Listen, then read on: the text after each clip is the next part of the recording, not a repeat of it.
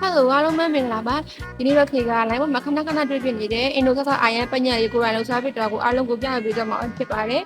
ပထမဦးဆိုတသားလေးကိုစားခဏနေပြီးတော့စီဘူးထဲမှာထည့်ပြီးတော့ကြော်လိုက်ပါမယ်ချက်သားကြော်နေစီအတွင်းမှာတခြားလိုသားလေးတွေကိုလုပ်ထားတယ်ပေါ့နော်တံမြာလေးလည်းပါပါတယ်ခီအဲ့ကိုမေးသွားလို့ပါ